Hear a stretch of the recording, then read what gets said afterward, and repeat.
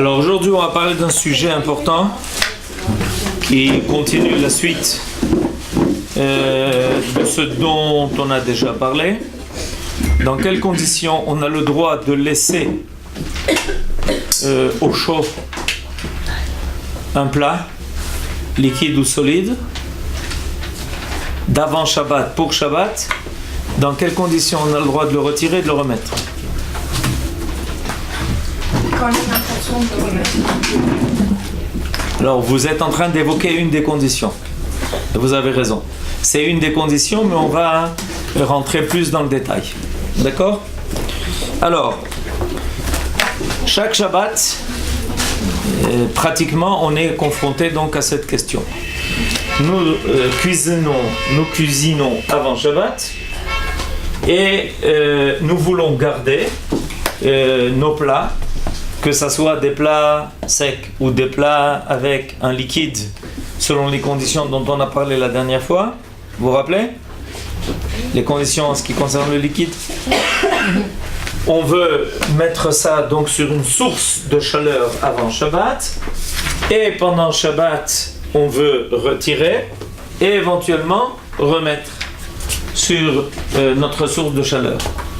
Alors, la première condition, elle est importante à connaître, c'est qu'on n'a jamais le droit de remettre un plat Shabbat pendant Shabbat, et à plus forte raison de le mettre a priori sur un feu qui est à découvert.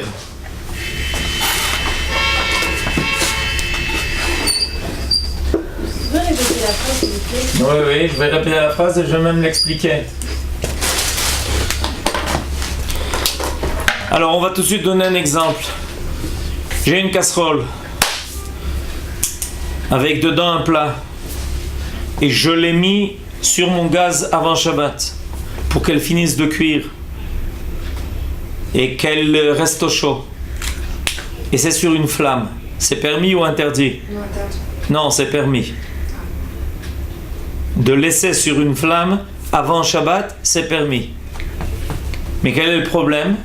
C'est que si je retire la casserole, je n'ai pas le droit de la remettre. Parce que pour pouvoir la remettre, il faut qu'il y ait deux conditions qui soient réunies. La première condition, c'est que le feu ne soit pas à découvert. Alors, donc, il n'a pas le droit d'être à découvert. Le feu ne soit pas à découvert.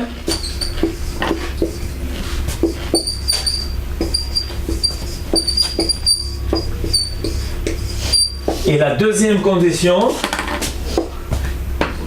qu'on ne puisse pas intervenir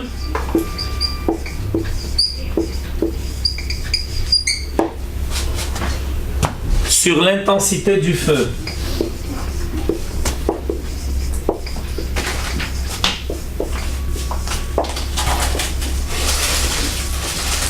Et ça, quand est-ce qu'on a besoin de ces deux conditions pour mettre ou remettre pendant Shabbat?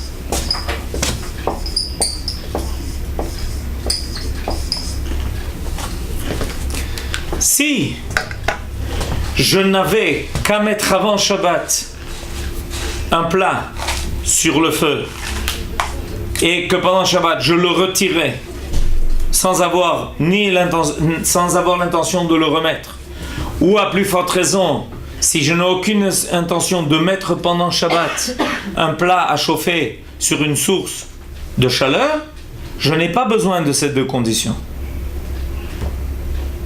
Ces deux conditions, elles sont nécessaires quand j'ai l'intention, pendant Shabbat, soit de retirer quelque chose qui a déjà été posé et de le remettre, soit de le mettre a priori.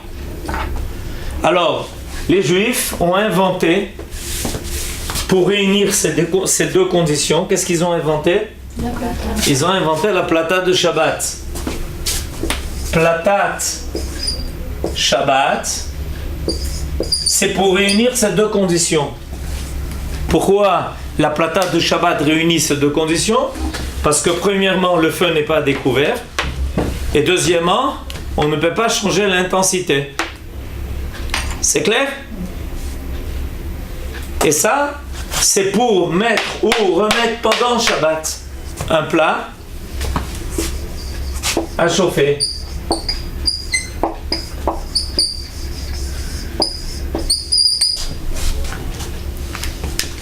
Alors, si on a une plaque électrique, pas une plata de Shabbat, c'est une plaque électrique, est-ce que ces deux conditions sont réunies?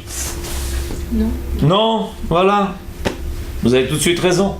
Il est clair que les deux conditions, ces deux conditions sur une plaque électrique ne sont pas réunies.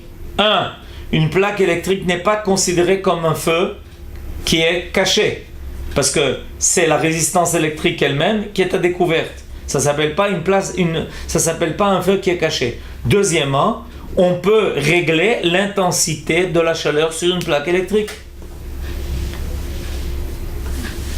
Ok? La raison pour laquelle ces deux conditions ont été posées, c'est pour empêcher que quelqu'un, par inadvertance, pendant Shabbat, commence à travailler avec le feu. Parce que tout d'un coup, le feu est trop fort, le feu n'est pas assez fort, puis le plat était déjà cuit, il risque de brûler, alors on a tendance à vouloir éteindre. Donc on est obligé de cacher le feu, et deuxièmement, de ne pas pouvoir accéder à la possibilité de changer l'intensité du feu. Ok? Alors, ce que je viens de dire, c'est vrai aussi pour une question qu'on m'a posée. Et qu'est-ce qui se passe? Je ne me rappelle plus si c'est ici. Qu'est-ce qui se passe si pendant... Je crois que c'est pas ici. C'est Dafka chez les Israéliennes. Il y a une Israélienne qui m'a raconté que... Vous aussi, vous êtes Israélienne en fait. Celle qui parle en israélien. Qui m'a raconté que chaque Shabbat, ils ont l'habitude de mettre leur plat à chauffer dans le four. À la place de la plata de Shabbat, ils ont un four électrique. Ouais. Qui reste chaud pendant Shabbat. Et c'est un peu ça? Non, il est en Pardon? Shabbat. Il est en fonction de Shabbat. Ah, et là on arrive à ce que Yael est en train d'évoquer. Mais ton four électrique que tu laisses allumer, est-ce qu'il répond à ces deux conditions, oui ou non? C'est la même chose, c'est le même principe. Donc, si on a l'intention d'avoir un four qui nous permet de garder au chaud pendant Shabbat, il est clair qu'on ne peut le faire qu'à la condition qu'on ait une position Shabbat. Pour deux raisons. Première raison, c'est que si on n'a pas une position Shabbat, ça veut dire que le thermostat fonctionne. Vous me suivez? Oui. À partir du moment où le thermostat fonctionne, ça veut dire la chose suivante, qu'à chaque fois que j'ouvre ou je ferme le four, j'ai une influence immédiate sur la chaleur du four. Donc je vais provoquer soit l'arrêt si je ferme le four, soit la marche si j'ouvre le four. Ça peut être instantané. S'il fait très froid et que le four tout d'un coup reçoit une bouffée de chaleur, une bouffée d'air froid, il va tout de suite mettre en marche le four. Donc c'est moi qui aura provoqué l'allumage du four. Cet arrêt Shabbat, il neutralise le thermostat. C'est ça qui est important. Il neutralise le thermostat. Le deuxième problème, c'est que si j'ai pas cette position Shabbat, ça veut dire que j'ai la possibilité d'intervenir sur l'intensité de la chaleur en changeant la température du four. Et ça aussi, c'est interdit. Il y en a qui invoquent un troisième problème qu'on n'a pas encore appris et qui s'appelle Issur Atmana. Issur Atmana, c'est l'interdiction pendant Shabbat de couvrir complètement un plat dans quelque chose qui le chauffe. C'est une interdiction en soi. Or, quand on prend notre plat et qu'on le met dans le four et qu'on ferme hermétiquement le four, alors c'est ce qu'on est en train de faire. C'est pour ça que beaucoup de recommandent de ne pas fermer le four hermétiquement dans ces cas-là. Ça, c'est un troisième problème. Je ne veux pas maintenant m'occuper de ça. Je veux surtout vous invoquer ces deux éléments-là. Alors, si on a par exemple une plaque électrique, on ne pourra s'en servir Shabbat que si la plaque électrique est elle-même recouverte. De telle façon que ça ne soit plus un feu à découvert et de telle façon que je n'ai plus d'accès à la capacité de régler l'intensité de la résistance, de la chaleur de la plaque électrique. La question. Tout est réglé d'elle-même. Non, ma question c'était, mais c'est pas goûter le four, la plaque électrique, tout ça. Non, pourquoi ça serait mouxé? D'abord, il faut savoir quelque chose d'important. L'interdiction de mouxer est l'interdiction de déplacer et pas l'interdiction de toucher. Quand est-ce qu'il est interdit de toucher un mouxé? Si en le touchant, je risque de le déplacer. Alors, exemple pratique. Vous voyez? En le touchant, je le déplace. C'est donc interdit même le toucher. Mais si il y a un mouxé et que le fait de toucher ne dépasse pas, il n'y a pas d'interdiction de toucher. L'interdiction est le déplacement du mouxé. Donc on a le droit de toucher une voiture Shabbat. Donc on a le droit de toucher une voiture Shabbat. À moins que vous ayez décidé de la pousser. Ok. Ok. Ça, c'est clair? Ok. Alors, une fois que ça c'est clair, on va passer maintenant aux autres conditions qui nous permettront soit de mettre ou de remettre pendant Shabbat un plat à chauffer. Mais ça, c'est la condition sine qua non. Ce que je viens d'invoquer là, ce sont deux conditions sine qua non.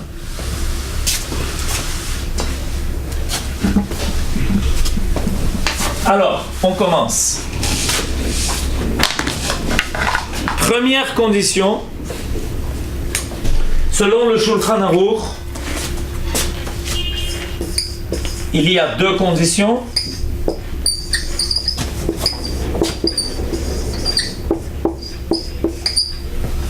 Et selon le Réma, qui est le Minhag Ashkenaz, il y en a deux de plus. Donc les Ashkenazim sont plus Mahmirim. Shulchan Aruch, entre parenthèses, je marque le Minhag Sfarad. Et Réma, je marque entre parenthèses Minhag Ashkenaz. Alors, selon le Shulchan Aruch, il y a deux conditions. Première condition, que le plat soit entièrement cuit.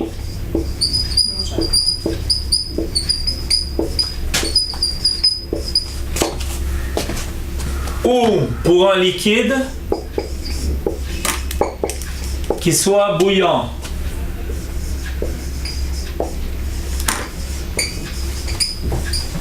Alors, j'explique la première condition. Mettre ou remettre un plat pendant Shabbat. Mettre ou remettre un plat pendant Shabbat à chauffer. Si le plat n'est pas entièrement cuit ou le liquide n'est pas bouillant 85 degrés, c'est cuire.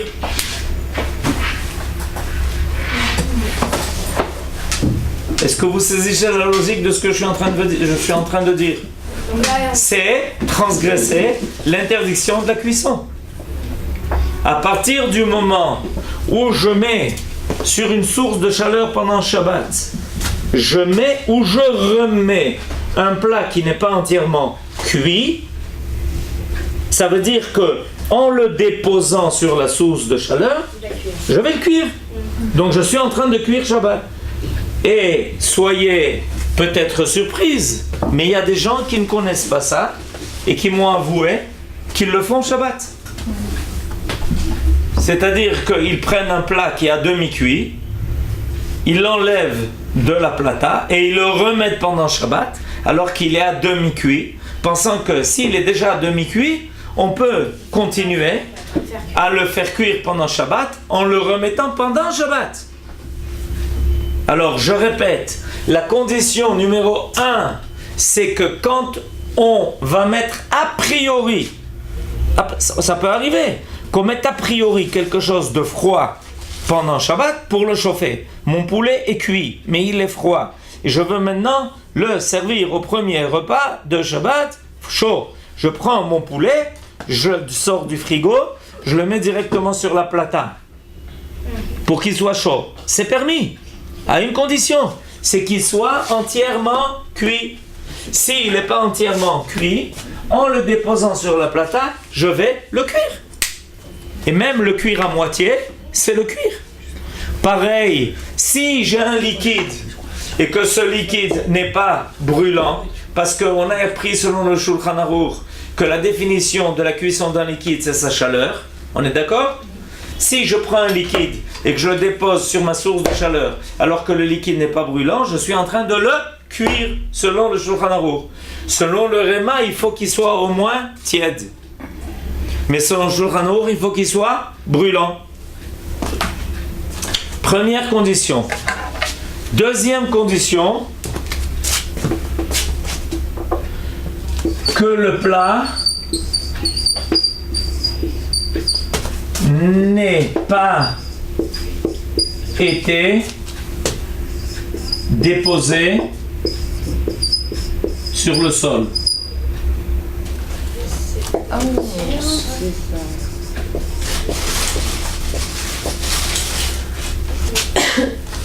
Alors j'explique. Quand on prend un plat et qu'il est sur notre plata et qu'on veut en servir une partie et ensuite on veut à nouveau s'en resservir et on le remet sur la plata. Ok?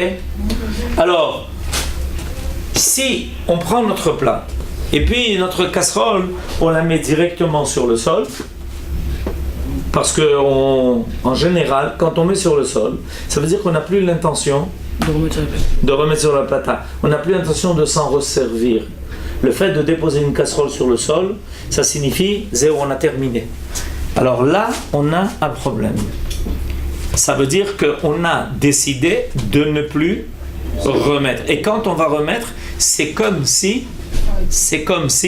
on mettait quelque chose a priori pendant Shabbat à cuire.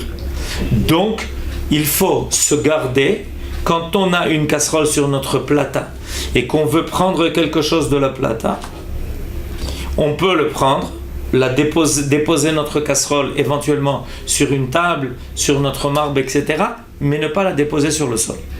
C'est clair? Le Réma rajoute à cela deux conditions. Avoir l'intention de remettre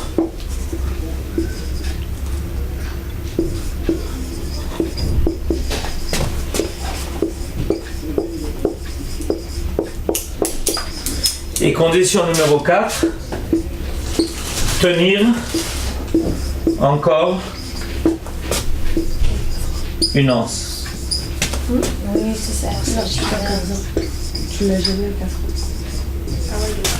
Mais ça, on a dit c'est pour les Ashkénazes. Ouais, je crois que c'était pour la C'est ce que j'ai bien précisé.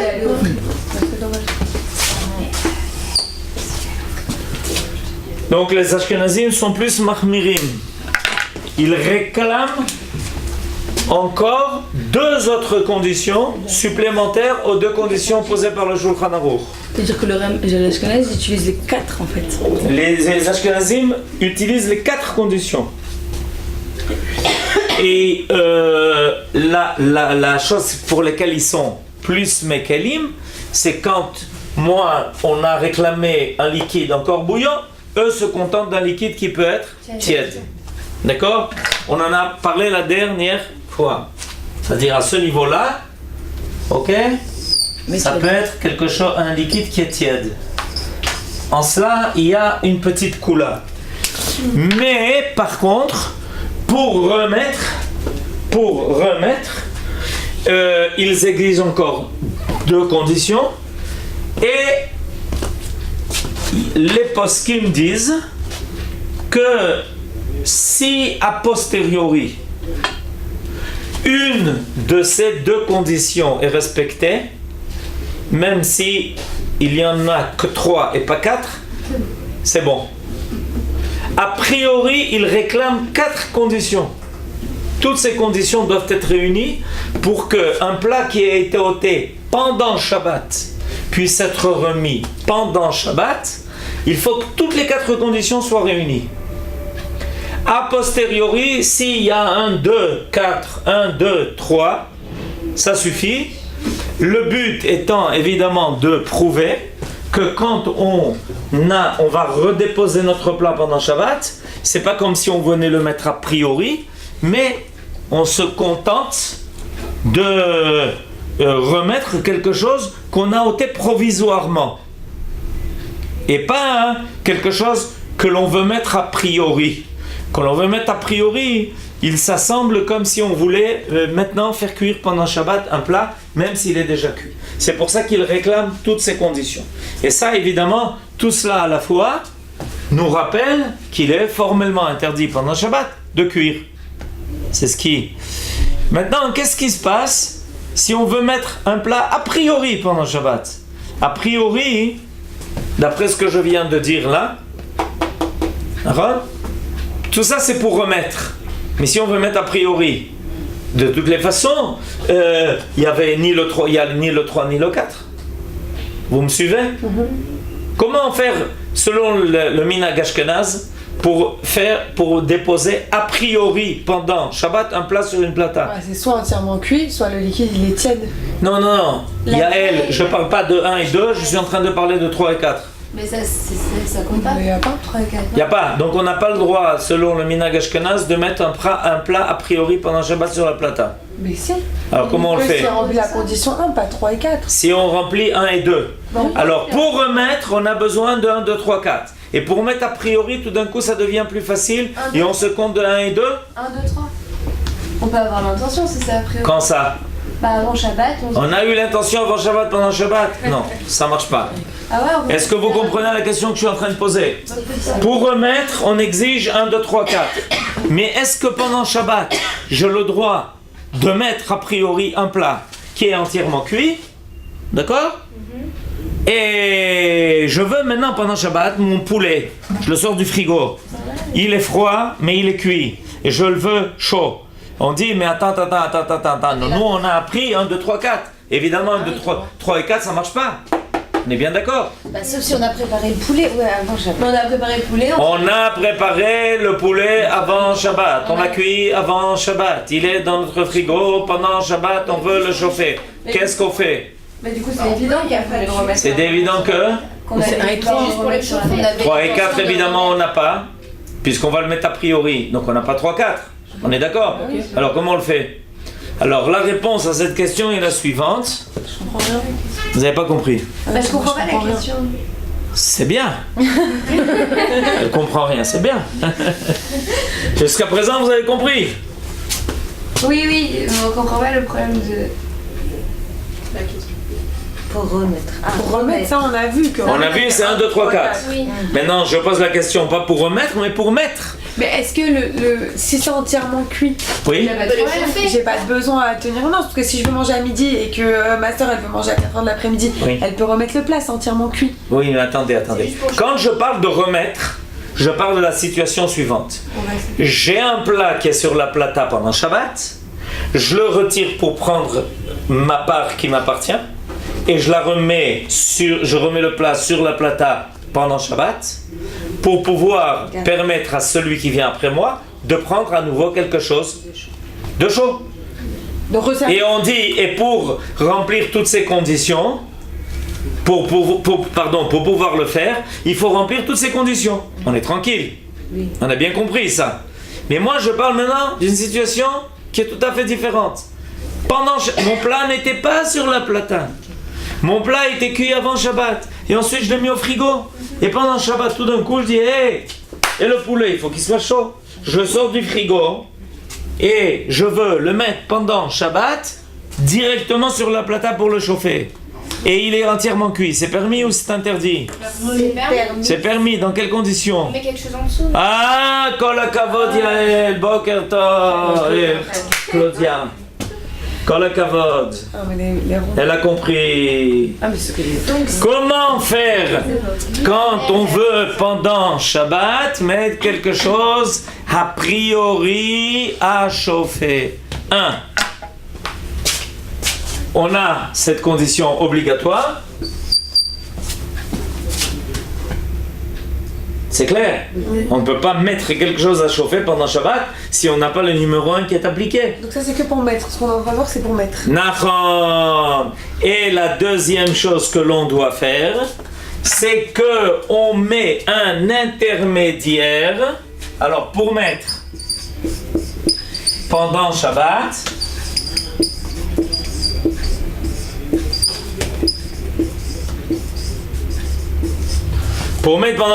on a la condition numéro 1, ça bouge pas, et on a la deuxième condition, mettre un intermédiaire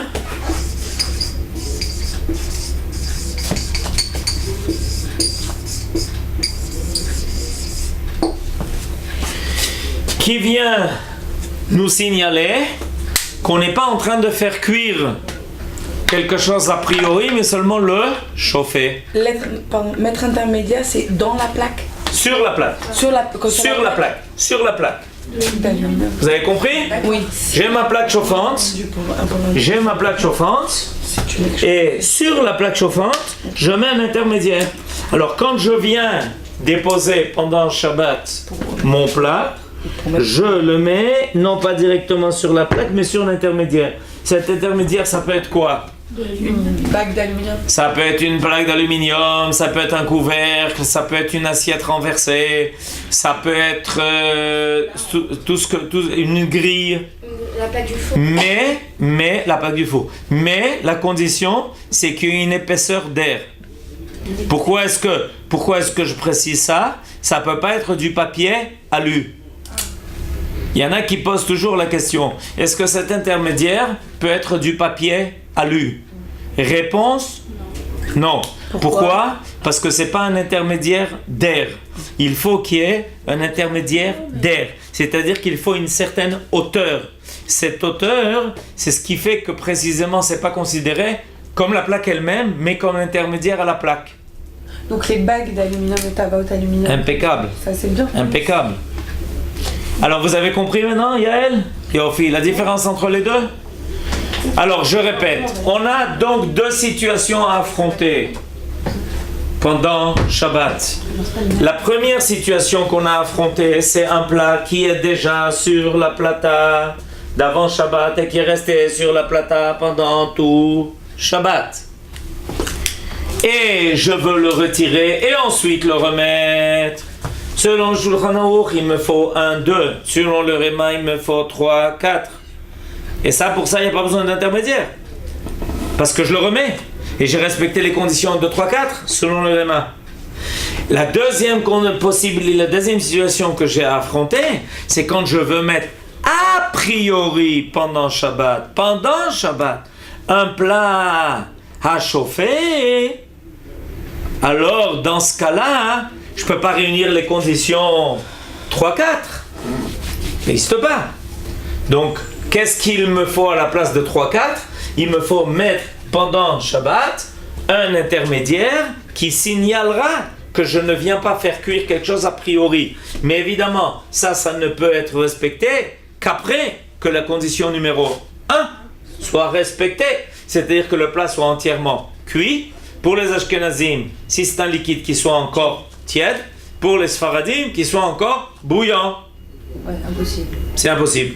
Il a compris, Sarah. Voilà. Donc, alors, Claudia, les questions. Est-ce qu'on peut laisser alors l'intermédiaire sur la plata tout le temps? Oui, on peut laisser l'intermédiaire sur la plata tout le temps. Chauffer. Maintenant, je me dois de vous dire que pour les Sfaradim, il y a des poskim qui pensent que l'intermédiaire n'est pas nécessaire. C'est-à-dire que mettre ou remettre, c'est la même chose. Il n'y a aucune différence. Que tu remettes ou que tu mettes, il faut respecter les conditions 1 et 2. 2, évidemment, si c'est mettre, c'est pas une situation qui existe. A priori, en disant de façon générale. Donc il y a des poskim sfaradim, le Rav Yosef par exemple, qui dit non, il n'y a aucune différence. Mettre ou remettre, il suffit de respecter la condition numéro 1.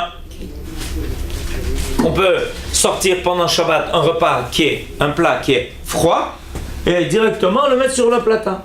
Pourquoi? Parce que la plata en elle-même est considérée comme un endroit sur lequel on ne cuit pas. Donc étant donné que par définition la plata est un endroit où on ne cuit pas, on n'a pas besoin de signe de reconnaissance de mettre un intermédiaire. Il y a des poskim, même sfaradim, qui ne sont pas d'accord avec cette opinion. Moi personnellement je suis mahmir et je dis que quand on met a priori pendant Shabbat un plat sur la plata, il faut mettre un intermédiaire. Et par contre, pour les Ashkenazim, cette condition est nécessaire. Parce que, absolument, pour les Ashkenazim, ils doivent obligatoirement respecter les conditions et 1 et 2. Alors faites attention si vous vous mariez avec un Ashkenaz. Quelle est la... Oui.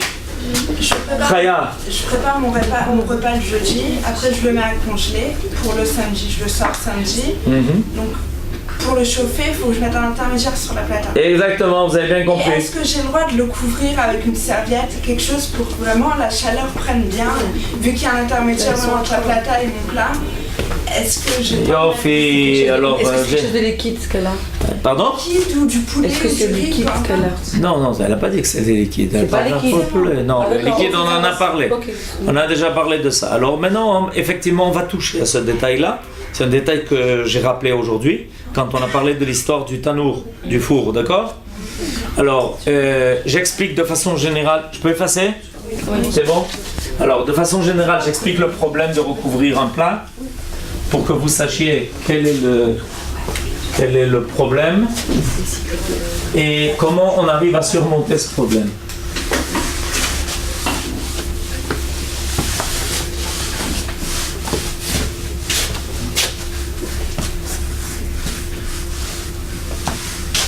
Alors, premièrement, il faut que vous connaissiez la terminologie.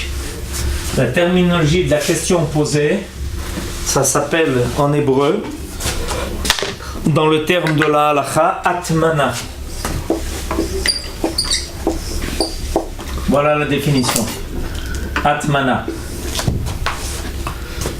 Ça c'est la terminologie. Le mot le'atmin en hébreu veut dire cacher. Par exemple, si tu veux dire cacher un trésor, tu dis le'atmin otsar. Le'atmin otsar, ça veut dire cacher un trésor. Donc, il s'agit de cacher. Cacher quoi? Alors, depuis que les Juifs ont reçu la Torah, ils sont préoccupés par l'idée, ils sont préoccupés par le souci de garder leur repas chaud pendant Shabbat. Puisqu'on n'a pas le droit de cuisiner, on veut quand même manger chaud. Alors, l'idée la plus élémentaire à ce niveau-là consiste à recouvrir les plats que l'on veut garder au chaud avant Shabbat pour qu'ils restent chauds pendant tout Shabbat. Maintenant, il y a en réalité deux possibilités. La première possibilité, c'est recouvrir par un élément qui ne rajoute pas de chaleur.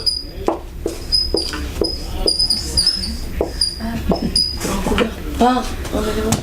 Qu'est-ce qu'il y a? Recouvrir par un élément Oui, bon, on l'est. qui rajoute pas de chaleur. Non, ça je comprends rien. Entre un R et un S. On n'est pas à ça près. Par un élément qui ne rajoute pas. Rajoute, c'est avec un T ou deux T? Un T, vous m'avez rassuré. Qui ne rajoute pas de chaleur. En lui-même, du coup. Oui, en lui-même. Ah, parce que sinon, c'est... Vous avez compris? Et la deuxième possibilité, c'est de recouvrir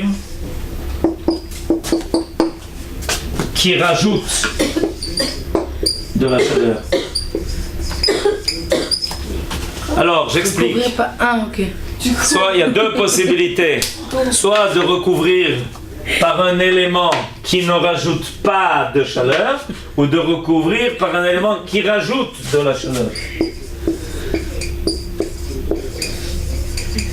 Vous me suivez? J'ai pas le temps, je fais vite. D'accord? Numéro 1, c'est permis si on le fait avant Shabbat. C'est quoi par exemple l'élément qui rajoute Une couverture. Et la numéro 2, c'est quoi? Quelque chose qui rajoute de la chaleur? On lui met. Une couverture électrique. Une couverture électrique. Couverture. C'est quoi une couverture électrique? Tu branches. Ah, vous savez pas ce que c'est une couverture Non, électrique? c'est pour ça en fait. Tu la branches et ça chauffe. C'est Et la couverture elle est toute chaude. Tu la branches et tu dors. C'est bien. Ah oui, mais tu Vous connaissez pas ça? Dites-moi, vous êtes né en quel siècle? En quel siècle vous êtes né? Vous savez pas que c'est la couverture électrique? Non. Ah, ça existe. Alors, j'explique. Il y a des éléments qui ne rajoutent pas de chaleur, mais qui conservent la chaleur. Ça, c'est les éléments les plus connus. On a le droit de recouvrir avant Shabbat un plat pour qu'il reste au chaud. Si on entoure notre plat d'un élément qui ne fait que conserver la chaleur, mais qui ne rajoute pas de chaleur. Maintenant, je vais vous donner un exemple plus moderne encore de choses. Aujourd'hui, il y a des systèmes à réaction chimique qui, quand on les ouvre, dégagent de la chaleur. On s'en sert aujourd'hui. Et pour se réchauffer, par exemple, les soldats reçoivent ça dans leur bagage. Ils reçoivent des choses qui dès qu'on les frotte, alors ils commencent à dégager une chaleur. C'est par réaction chimique.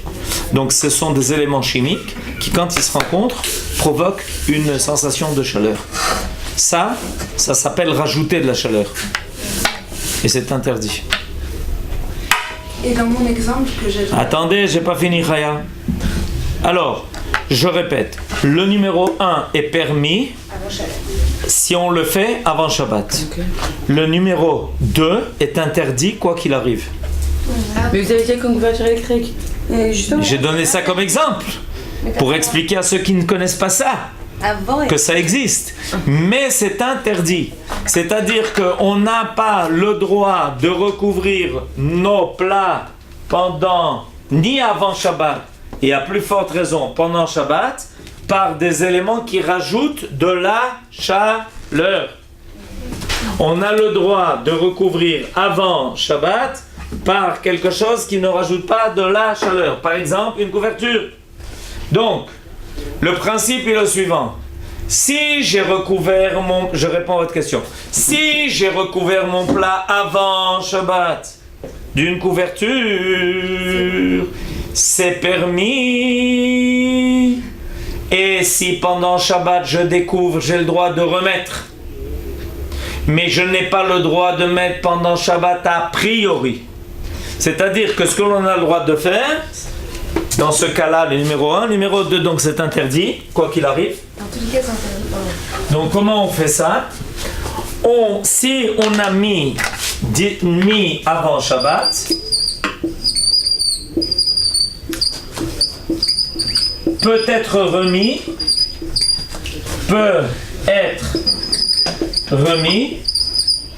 pendant Shabbat. D'accord, mais dans le cas où je sors mon plat du congélateur juste pour le samedi. C'est interdit. Interdit. Ouais. C'est interdit. Pourquoi? Parce que ça n'a pas été mis avant Shabbat. Je répète la condition. Mis avant Shabbat, peut être remis pendant Shabbat. Mais qu'est-ce que C'est ça que tu l'as déjà mis avant Shabbat. Alors, comment se fait-il que nos sages ont fait ce décret-là? Comment se fait-il que nos sages ont fait ce décret-là? Nos sages ont fait ce décret-là parce qu'ils ont eu crainte que si quelqu'un voulait faire comme Chaya, c'est-à-dire pendant Shabbat, sortir mon plat froid et le mettre sur la plata et le recouvrir pendant Shabbat, quelqu'un se dise: je vais mettre un plat froid et je vais recouvrir un plat froid, mais je suis fou. C'est le cuir finalement. Alors, qu'est-ce que je vais faire d'abord? D'abord, je vais le faire chauffer, cuire, et ensuite je vais le recouvrir. Et par crainte de cela, nos sages ont permis de faire cela avant Shabbat, donc je me suis déjà préparé à cette situation, et si je l'ai mis avant Shabbat, même s'il a été découvert pendant Shabbat, il peut être recouvert pendant Shabbat. Mais s'il n'a pas été couvert avant Shabbat, il ne peut pas être recouvert pendant Shabbat. D'accord. Ok? Maintenant, j'ai pas fini, parce qu'a priori, ce que je viens de dire, ça paraît simple, mais c'est pas simple du tout. Pourquoi c'est pas simple du tout? Parce que en réalité, je ne suis pas en train de couvrir un plat chaud. Je suis en train de recouvrir un plat qui est sur une source de chaleur. Quand nos sages ont parlé de cela, leur intention n'était pas ce qu'on fait aujourd'hui. Leur intention était que l'on prenne, Oui, c'est ça. avant Shabbat, notre casserole chaude, et que, étant donné que dans le temps on se servait de feu de braise, etc., on enlève notre casserole notre feu de bois, on la met quelque part dans un endroit bien gardé, on la recouvre de 250 couvertures pour que cette chaleur puisse persister jusqu'au lendemain Shabbat. Mais aujourd'hui, qu'est-ce qu'on fait? Aujourd'hui, ce que l'on fait, c'est qu'on laisse notre plat sur la plata qui dégage sans arrêt de la chaleur. Et quand on le recouvre, en réalité, donc, est-ce qu'on est bien dans le système 1 ou le système 2? C'est pas évident qu'on soit dans le système 1. En réalité, ça peut être appelé le système 2. C'est-à-dire qu'on est en train de recouvrir par quelque chose qui rajoute de la chaleur. Vous me suivez? Oui. Ah. Alors, donc il y a des poskim qui ont dit recouvrir une casserole qui est sur la plata, c'est pas recouvrir par un élément qui ne rajoute pas de chaleur, puisque sans arrêt la plata rajoute de la chaleur au plat. Alors, comment résoudre ce problème? On résout ce problème de la façon suivante. L'interdiction dont il est question ici, c'est une interdiction qui a vigueur que quand toutes les parties du plat, toutes les parties de l'ustensile sont recouvertes et de façon adhérée. C'est comme si on avait un habit qui recouvre entièrement notre casserole de tous les côtés. Alors, pour surmonter ce problème, c'est facile. Il suffit de ne pas recouvrir jusqu'au bout et de ne pas faire adhérer sur les parois du cli la couverture en question. D'autant plus facile que de nos jours, toutes les casseroles ont des anses. C'était pas comme ça dans le temps. Avant, ils avaient une espèce d'habit qu'ils mettaient directement sur la casserole et c'est comme si la casserole était habillée de tous les côtés. Mais de nos jours, il y a des anses qui font que même quand on met une couverture, la couverture n'adhère pas sur les parois. Néanmoins, on recommande donc de ne pas recouvrir la casserole complètement et entièrement et de laisser une partie qui soit un peu dégagée. Et donc, si, je répète, on recouvre avant Shabbat, on a le droit pendant Shabbat de découvrir et de remettre, en respectant que ça ne soit pas total et complet. C'est bien, c'est clair? Par contre, pendant Shabbat, on n'a pas le droit de le faire. Parce que même avec un élément qui ne rajoute pas de chaleur, il est interdit pendant Shabbat de le mettre a priori. Il faut que ça soit fait d'avant Shabbat. Eh bien, on a traité de beaucoup de sujets aujourd'hui et j'espère que vous avez tout emmagasiné. Magazine, oui. Tout enregistré. Ça va? J'ai une question qui n'est pas en rapport avec ça. Allez, Que j'ai appris cette on vous donne 2 minutes. C'est interdit de presser du citron Shabbat. C'est interdit de presser du citron Shabbat. Confirmé. C'est confirmé. Le Shulchan Aruch le permet Et de nos jours, on l'interdit. Il est d'abord, il faut savoir qu'il est interdit de presser Shabbat tout fruit, tout légume. On n'a pas le droit de sortir le jus qui est contenu dans un fruit ou un légume. Un pressoir est interdit. Donc on n'a pas le droit de presser. On étudiera ça dans la Melacha qui s'appelle Srita, qui est l'interdiction de presser. L'interdiction de la Torah, c'est de presser du raisin et des olives. Parce que quand on presse du raisin et des olives, quand on fait grandir, quand on cultive le raisin et les olives, c'est a priori pour ce qu'ils contiennent.